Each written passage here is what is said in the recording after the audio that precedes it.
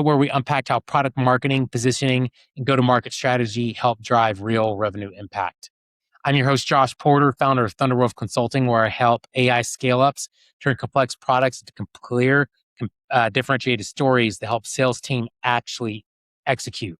Today, we're tackling a challenge that hits a lot of marketing and events teams.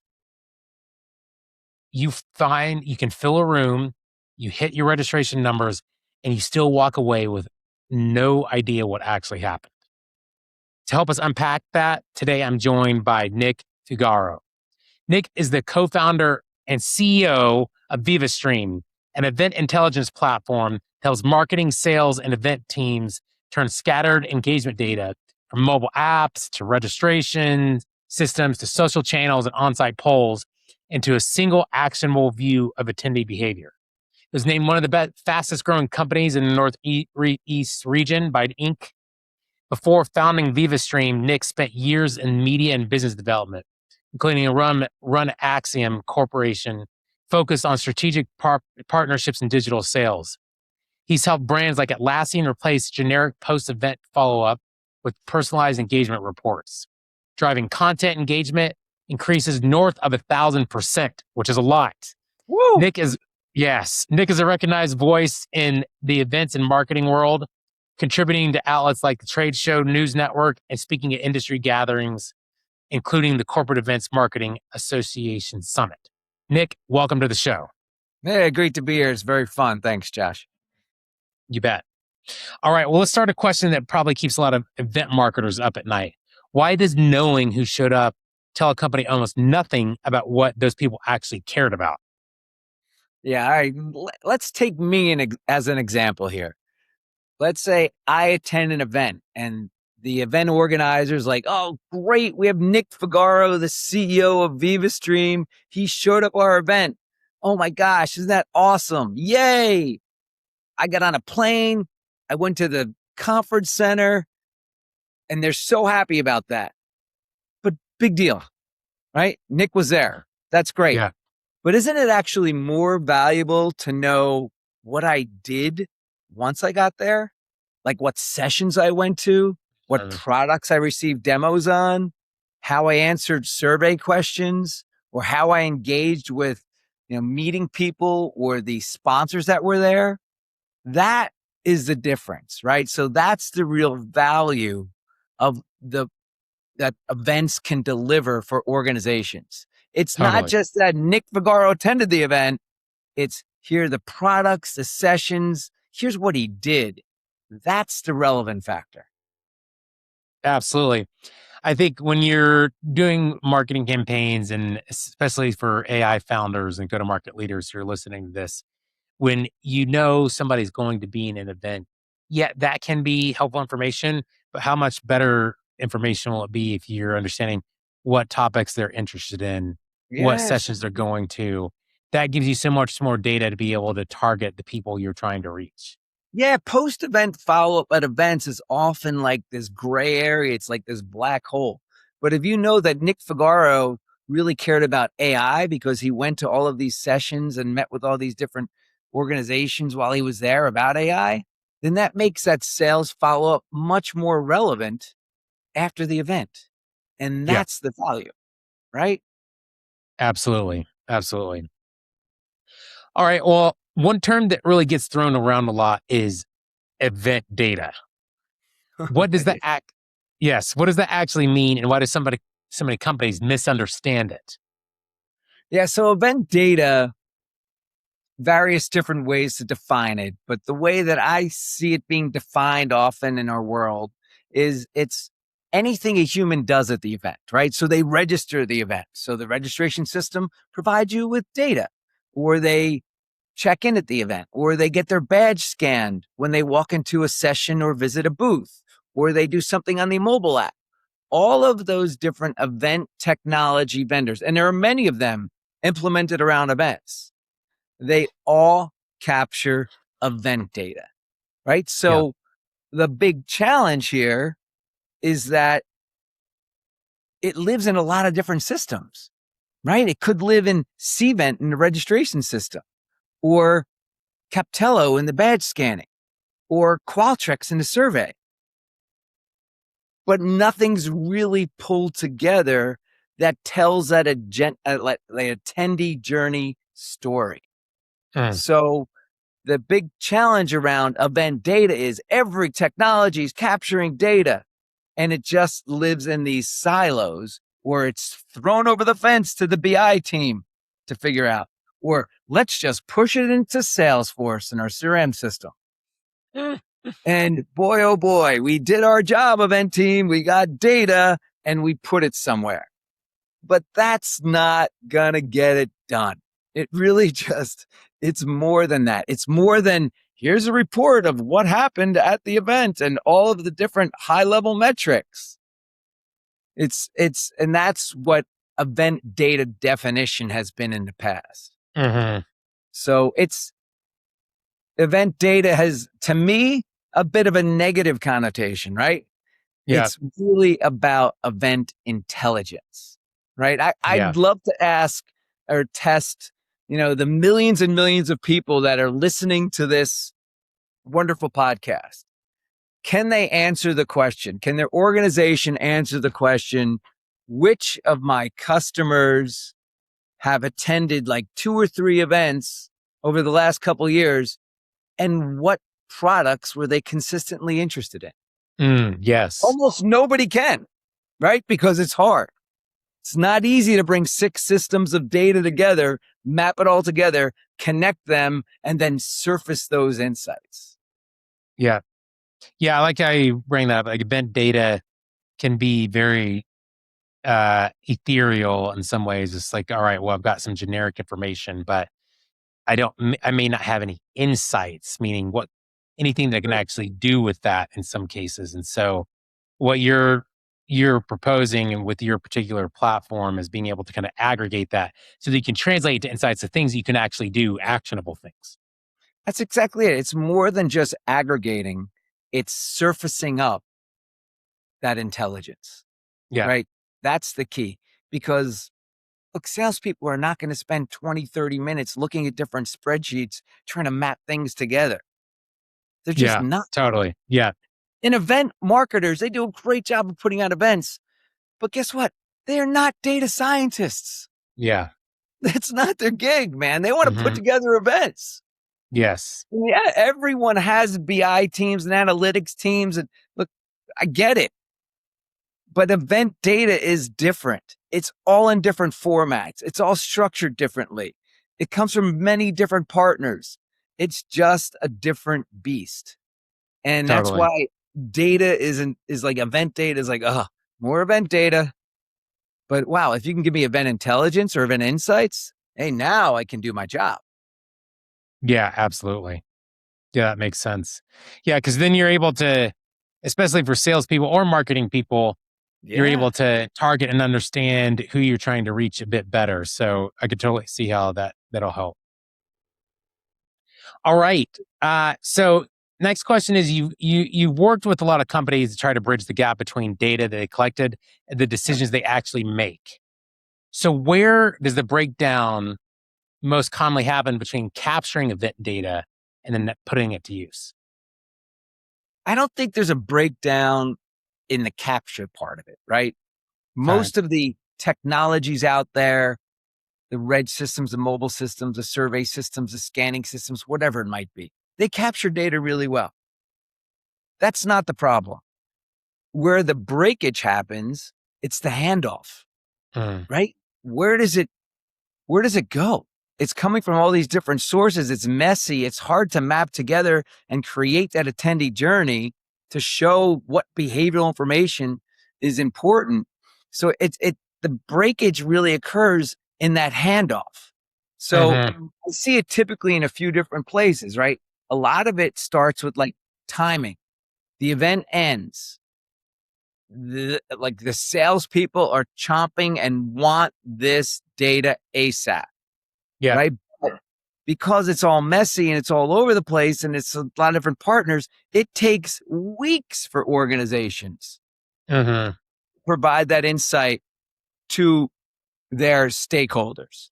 Like I'll give you an example. There's a new metric of success that really evolved recently in our industry, which is great. It's helping it. It's no longer, oh, how many attendees did we get at the event? We beat last year's attendance numbers. Woohoo!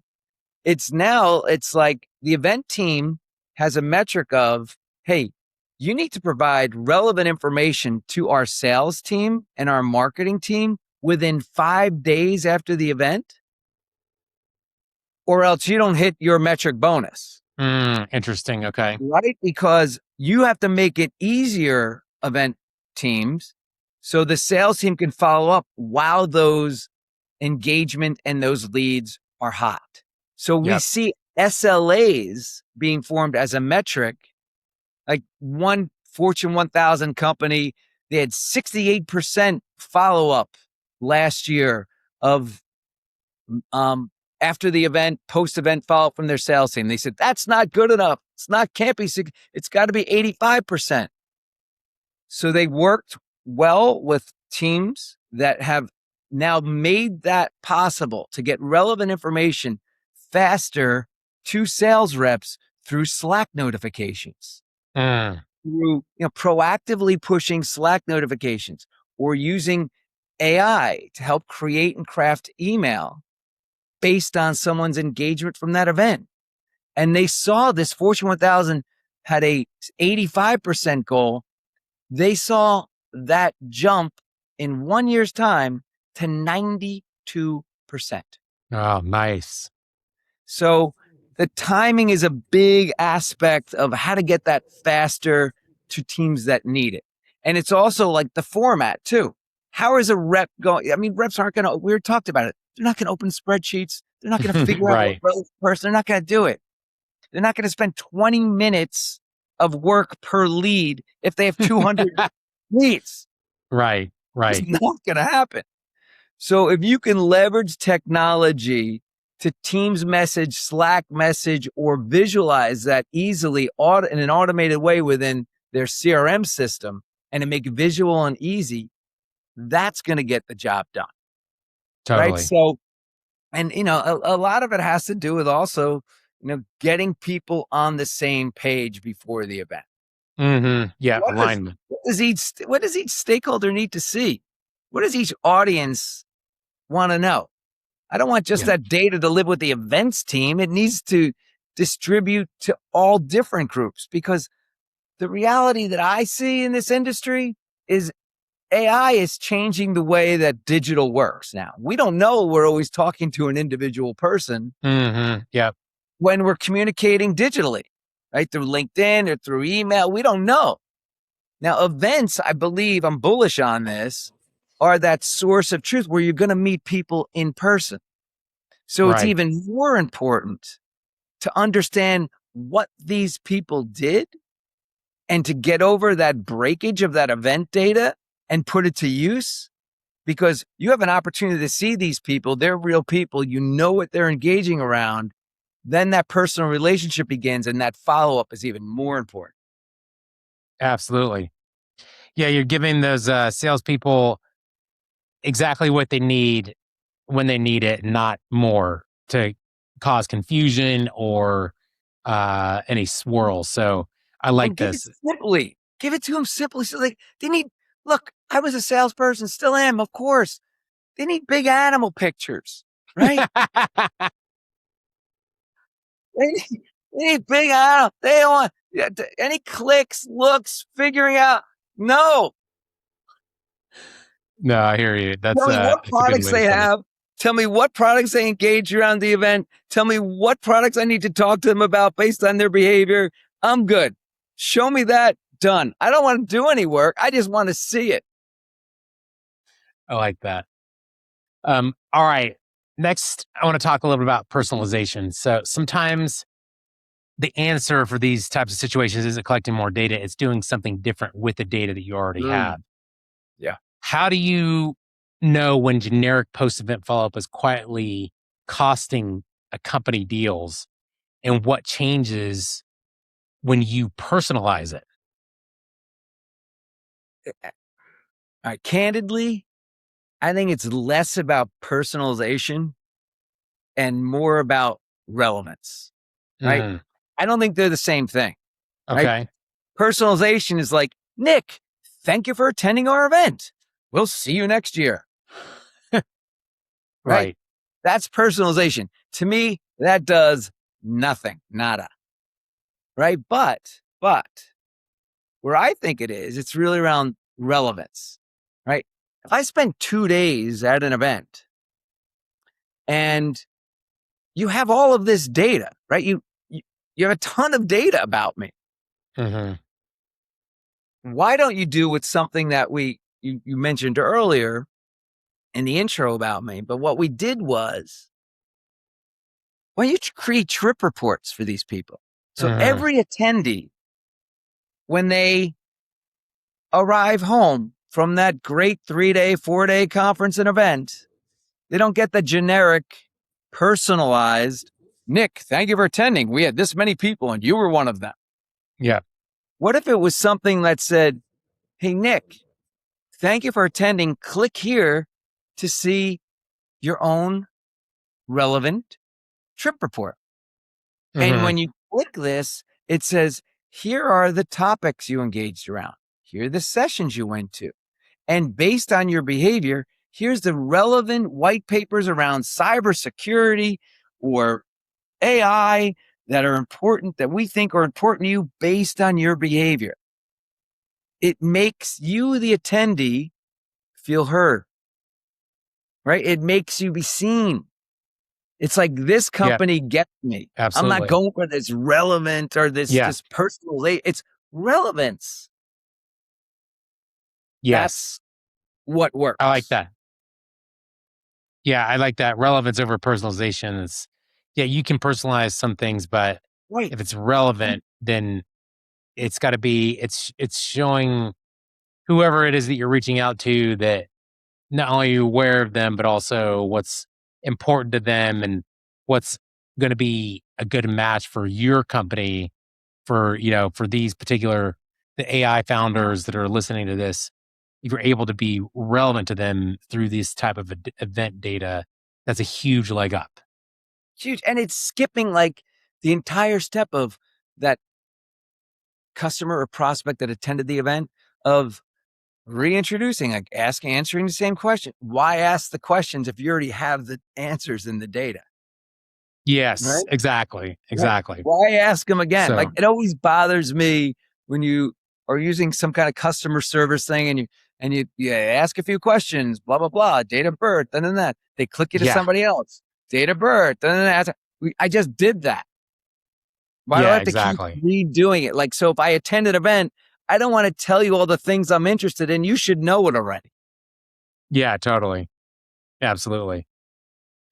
Well, this has been good. I really appreciate this, these insights. It's really interesting to kind of see how event intelligence kind of goes beyond just event data and how that can help you really develop your prospects and your customers. So thanks for your deep dive insights on that. Love it. So Love. so now I like to do my typical rapid fire round where I just ask rapid fire questions, ask all the same questions from all my guests. Love to compare answers. So you ready for that, Nick? Yeah, sure. All right. I can only imagine what the answer to this one is, but what's your favorite marketing tool?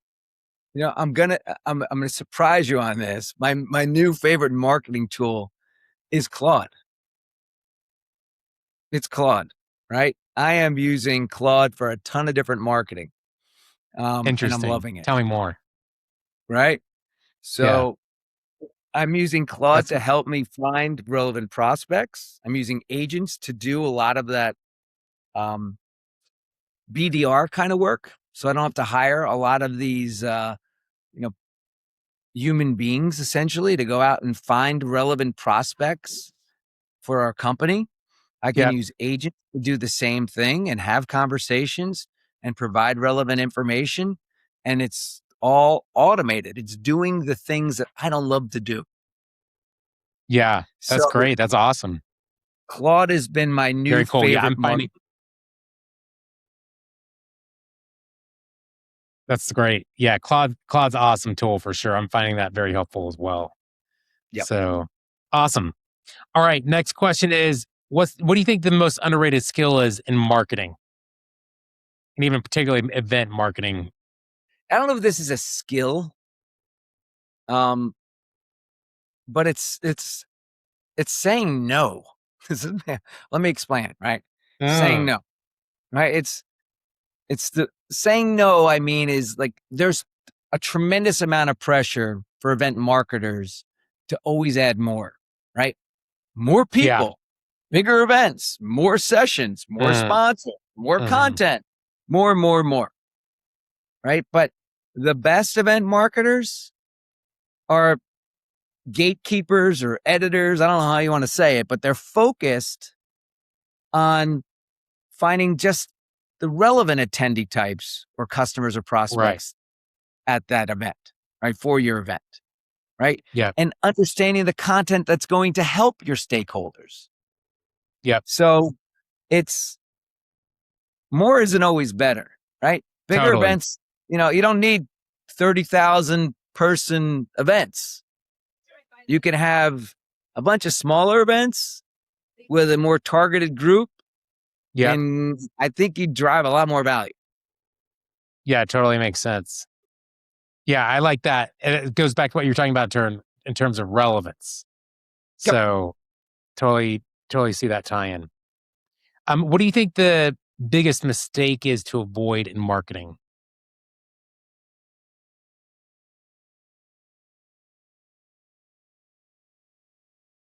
Like in the world of event industry, is there just like collecting data to collect data, Hmm. right? So it's about collecting information or data without knowing what the heck you're going to do with it.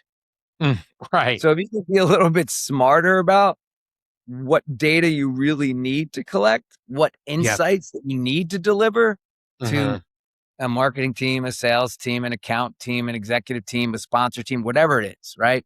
If you can Yep. do a little bit better job initially understanding what insights and what data I really need to collect to deliver value to those different stakeholders, golden.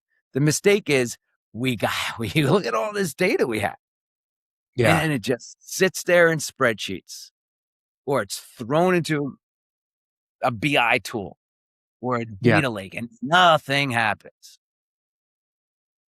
It's So like I it would just avoid sits there. It just sits there. It's like you just have the data, but what's being trapped. done with it? Absolutely nothing. It's trapped in spreadsheets and other things. It's not helping you. Yeah, totally. Avoid that. Totally. I'm with you on that. All right. What's one thing you wish you knew when you started your career and doing marketing and sales? I didn't realize how long things take, like how long deals take to close, Yeah. how difficult it is to change a mindset in a category or an industry. Right. I mean, I initially thought, hey, if you have a great product and there's a challenge that needs solving, that boy, people are just going to jump on that quick. And there's a long process that it takes people to change that mindset. And complacency is it's a real killer at times, right? This is the way I've always done things for the past several years, right? Historically, this is what we've done. And the time that it takes to change a category and change a mindset and get an industry to look at things differently has taken a lot longer than what I thought it would. Oh, Most yeah. definitely. Yeah, absolutely. Yeah. Well, yeah, it's hindsight's 2020, right? So Oh man. Yeah. Oh man. Yeah. Oh, we're gonna start our company and we're gonna crush it and we're gonna get acquired for billions of dollars in 5 years. Yeah. yeah. Yeah. Right. Yeah, exactly. All right. Well, last question. What's your favorite podcast? I have a few of them I'm listening to right now that I'm totally into. Right. So I always like this. I don't know if you've heard the acquired one. I've Ben heard, Gilbert. I've heard of it. I haven't listened Ben to it. Gilbert and Dave Rosenthal, they do a nice job. Right. Acquired's good. Um, I've been into this Stephen Bartlett's like diary of a CEO. Okay. Oh, yeah. People keep talking about that one. He's cool. And I get a kick out of these that All In podcast, with the 4 or 5 the pretentious crew of characters that talk about how amazing they are and how they know everything about the world and technology. I Hmm. like that. I like that one too. Yeah, that one's also a big one. So, okay, cool. That's great. That's a good suggestion for some of our listeners here. So, Yeah, a lot of them have to do with business and all this technology stuff. But I'm a data techie geeky guy, so I like that stuff. I mean, it makes sense. All right, Nick. Well, this was a fantastic conversation. I think a lot of marketing and events teams focus heavily on getting people in the room. But what we discussed today, the real value comes from understanding what people did once they were there. Thanks for Boom. sharing your insights and your experience with us. I love it, Josh. Thanks, man. I'll come back anytime. Terrific. All right. And to everyone listening, this has been another episode of Marketing Pack Leaders, where we explore how modern product marketers and go to market leaders build differentiation that actually converts. You can find this episode on YouTube, Apple Podcasts, or Spotify. I'm Josh Porter, founder of Thunderwolf Consulting. Thanks for listening, and we'll see you next time.